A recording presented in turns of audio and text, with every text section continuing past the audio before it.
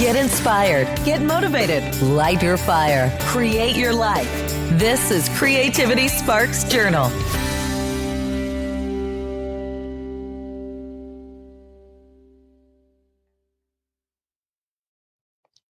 Hi, this is Tamara Patzer, and our guest today is kim-a-flodin,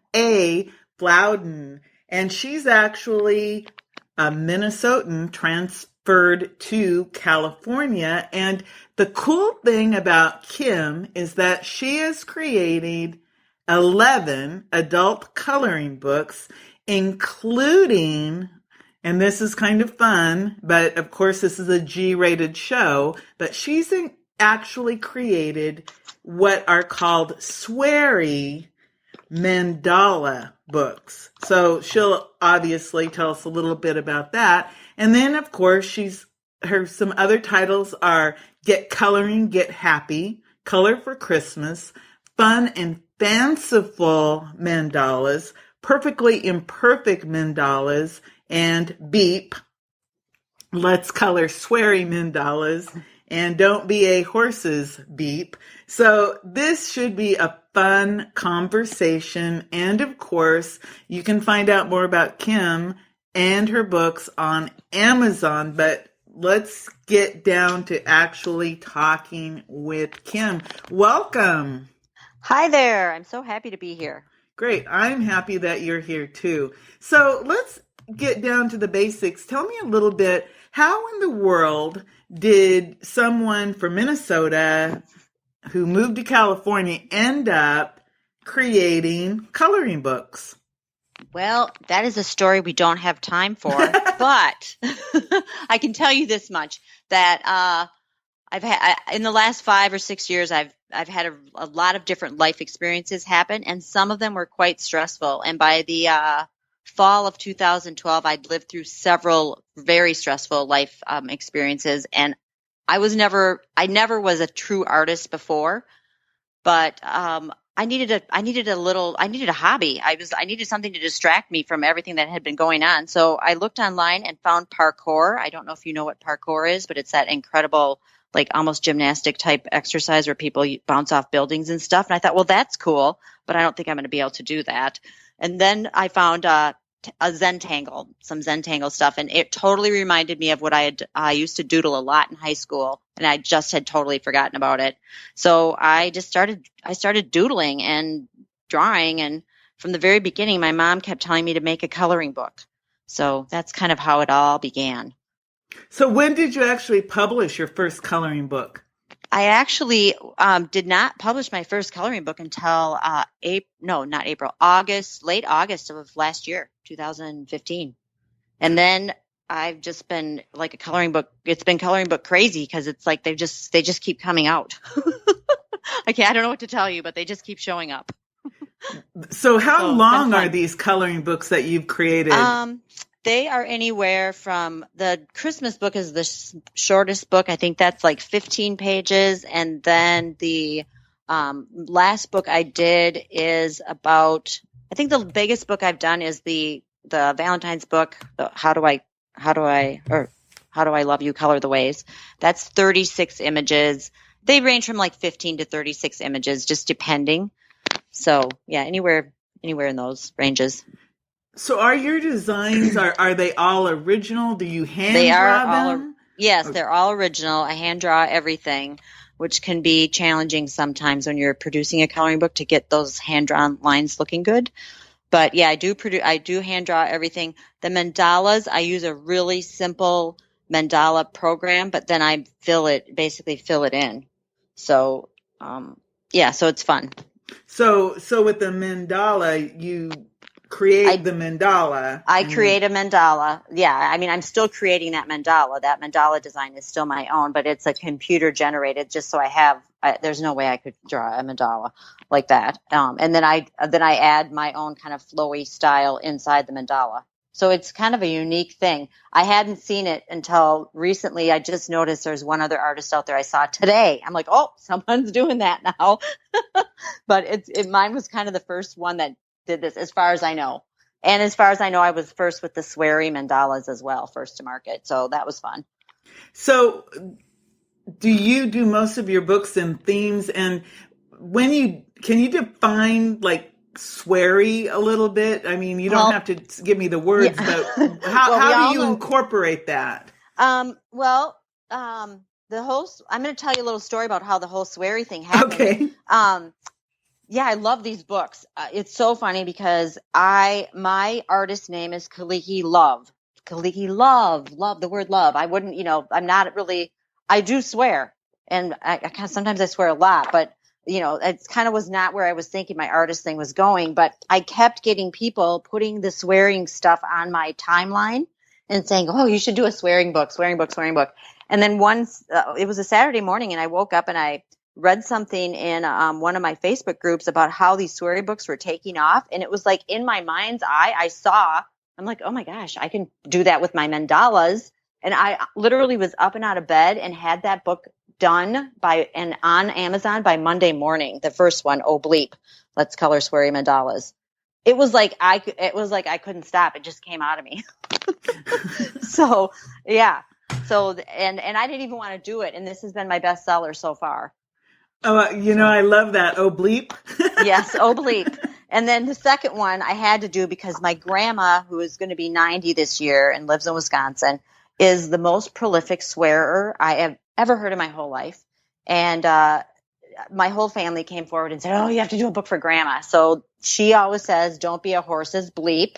So this is her book. It's really just done in honor of her. So I put that out really fast. But it's a really nice book, the second Sweary Mandala book. And it's both books have extra bonus pages at the back with the free page from all my other books. So you get a little sample of everything I've put out. Oh, that's really cool. So Grandma, your 90-year-old grandmother inspired a sweary book. That's really we cool. say if Grandma's not calling you a horse's bleep, there's something wrong with Grandma. Great grandma. Yeah, right. So obviously the sweary books are not targeted towards people children who don't appreciate that or children. Right. So when you're coming up with the ideas, you said that you had gone through some real stressful periods in your life. Mm-hmm. So do you really believe that coloring books help people with health issues or stress issues? 100%, because honestly, I mean, I was in a very bad living situation and I started doing art, and within, I think 3 or 4 months, I was out of there. And I remember, and it was like, it gave me the courage to move forward. And I remember a friend saying, and I had no idea. I was just drawing for my own self to kind of save my own self in that situation. And I remember a friend saying to me, she's looked at my art and she said, that's going to get you. She's like, that's going to save you. And I was like, really? And she goes, you wait and see. And I feel like it did. And then, I'm also an energy healer. So I feel like I do put some of all my healing energy into my artwork. And I have heard back from people, complete strangers to me that have written me the most beautiful, some of them have written the most beautiful reviews or just personal letters that they are having magnificent things happening when they color especially the mandalas. I do think that those have a little bit of extra something going on in them. But I've had a woman say that, she's claiming that her post-traumatic stress has gotten much, much better. She can leave the house now. Her anxiety has, been completely reduced. And I'm hearing that more and more now. So yeah, I 100% believe it, just from my own personal experience and, reflection. Wow, I just literally got goosebumps and a chill. I kind of did too. When you said that. So what that tells me is that you're speaking a truth. Yeah, no, I actually pulled up this one lady's, there's a lady's review on Amazon. She reviewed, I think it's under Fun and Fanciful. Let me double check, but yeah, it is. It's under Fun and Fanciful. And I read it and honestly cried for 20 minutes because as a person who cares about people and wants to help other people heal, when I read this, I was like, oh my, I'm like, it's happening, and that is almost as gratifying to me as the ability to make a living doing this. Seriously, it's what gets me up every day. Wow. So, yeah. So creating coloring books is like your passion, and makes it so that you want to jump out of bed every day. That's For really sure it phenomenal. does. And when I have a group of women who color for me, and they are just like, a lot of them are having chronic pain issues, fibromyalgia and stuff. And those ladies, I get up for those ladies, honestly. I get up because I know they're there, and I give them coloring pages. They help me, I help them. We have the best time. But I am so honored because they're getting helped and they're helping me, and it's just a cool thing. Wow, So, that is cool. Mm-hmm. So a lot of people, perfectionists, talk a little bit about, are there any best ways to color? Oh, yeah. You see this going on all the time on in the groups on Facebook. Like, a lot of people seem to be very, nervous about putting their artwork out there, their coloring artwork. And I'm like, you know what? Sometimes I just throw everything in a jumble and pick up whatever my hand lands on. And I think that's a really good way to do it, because it takes the control away from you. And then you get into kind of a flow where you don't have to worry about, how, and the strangest thing is they always turn out looking well. I think it's like when you can get out of your own way, you can really, create something cool. But I think you can tell the ones where your people are all wound up. So I don't do all the shading and all that stuff. I really just enjoy drawing it out and coloring it. It's hard for me not to color my own stuff until it, is in a book.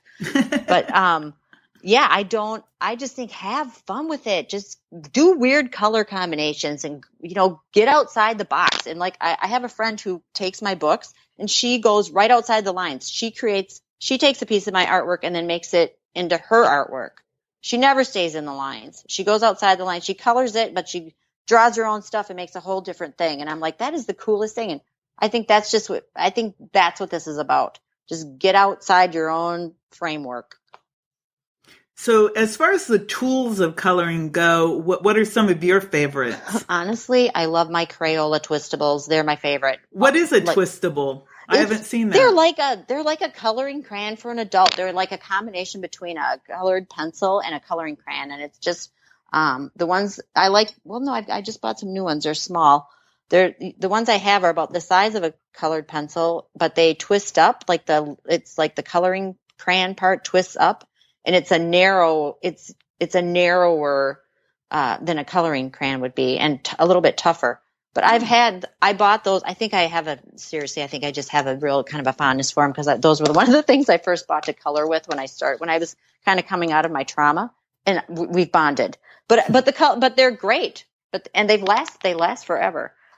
So, and then I like markers, but really I'm a bright color person. So I like markers, and, there's so many fun gel pens out there now. There's so many fun colored pencils out there now, and you don't have to spend a lot of money to, really make beautiful looking, colored pages. So, I mean, I've picked up some great things just like at the 99-cent store or the dollar store or whatever. If you walk through there, sometimes they have great little packs of pens and stuff. So. Good. So that's good advice. You don't have to spend a lot of money to color.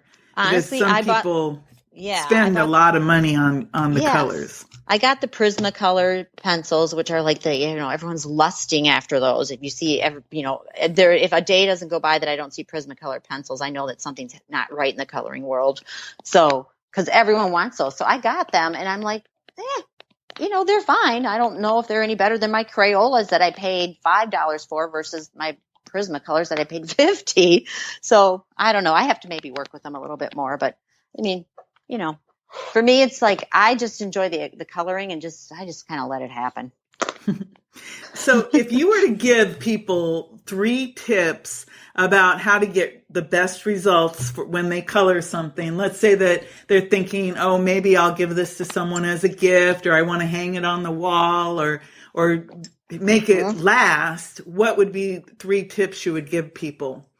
Well, first of all, honestly, because this is a frustrating thing, make sure it's something that's easy to be framed. Because I've done that before and been like, oh no, there's no frame that's ever going to fit this thing. So make sure you're coloring the right size. And then second of all, if you're giving it away to someone, I think you just have to trust yourself and just really enjoy coloring that piece and put a lot of love and joy into it, because you're giving it as a gift. And don't, just really love that piece all the way through the whole experience. And yeah, third of all, what I said earlier, just, get out of your own way and just have fun. That's it. So, I don't, let your put lots of real love and energy and positive thoughts. Think positive thoughts about that person while you're coloring it. All the great things that, just that's kind of what I like to do anyway. Wow. When you think about that gift, when you actually create something for someone with the love in your heart, I bet when they get that, they'll just feel it. They do, because, I've given a lot of art away. I started kind of, before I did coloring books, I did a little line, and I'd still like to go back to these. I did a line of little stars. They were called superstars, and I put, kind of empowering words in them, and I gave them away to all. I have a big family, and I gave them away to all my sisters and a lot of girlfriends and stuff. And every one of them was like, I gave it to them, and they were like, how did you know this is what it's like the right word ended up, because I would sit down and I'm like, okay, I'm going to do this one for so-and-so. And then the word would just come, and the colors. And a lot of times I'd hear, oh, and these are my favorite colors. And I'm like, yeah, it just works out that way. So it's like, if you trust yourself, you just don't know what might happen. Wow, that's beautiful. And that's actually a really good idea and simple. You said is a star with an empowering word in it that you created for each one of those family members. That's a really creative and good idea that really anybody cute. Could do. That's cool. Yeah, for sure.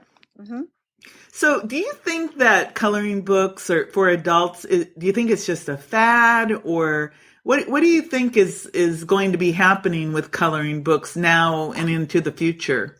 I honestly think that they're here to stay. And I don't know if you saw that recent article in Forbes magazine, but they said if you could invest in the coloring book market, they have not seen a more bullish market like for a long time. Unfortunately, we can't invest, but they said that they thought it was going to peak out, that it would flatline in 2015, but now they're saying they don't know where it's going to end.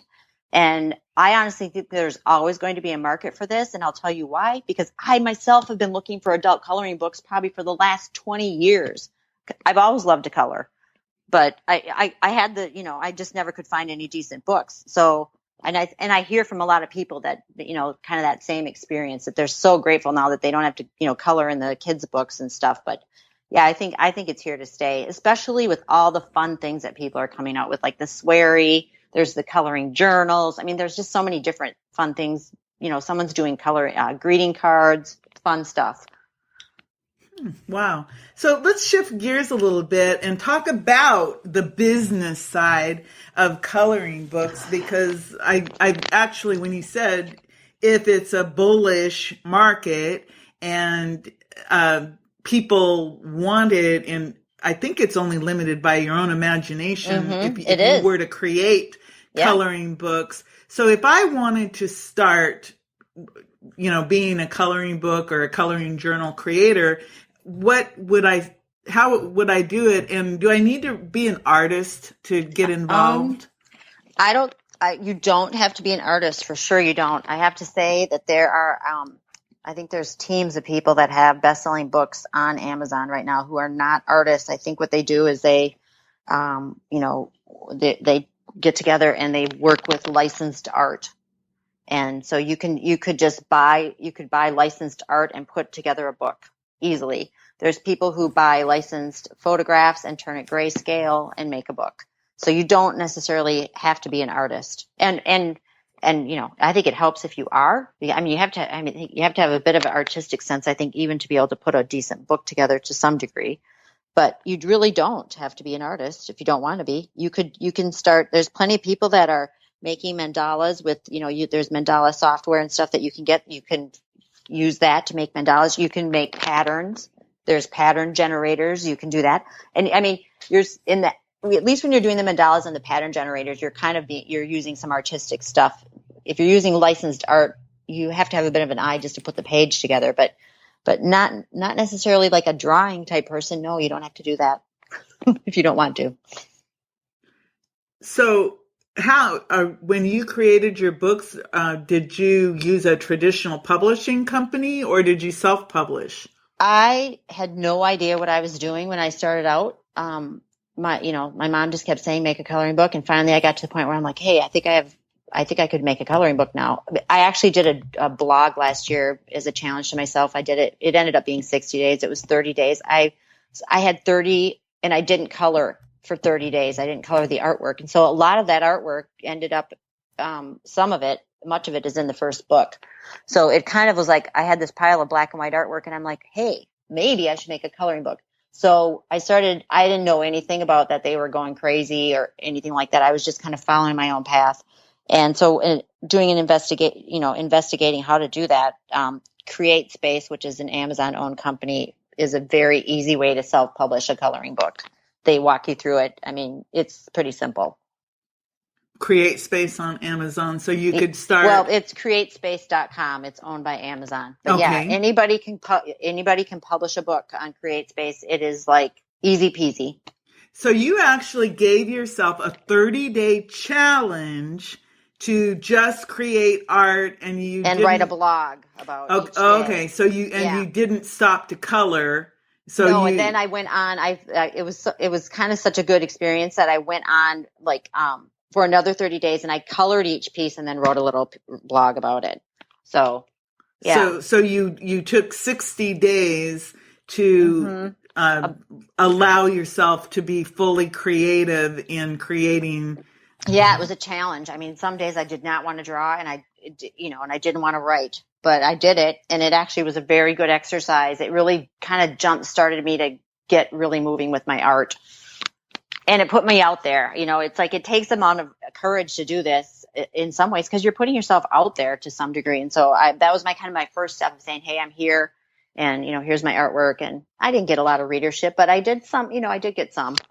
So tell me a little bit about your first experience when you did publish your first book. What was your first book?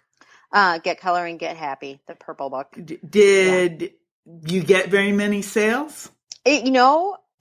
My books have been, actually, I think that one came out of the gate pretty well considering I didn't know what I was doing.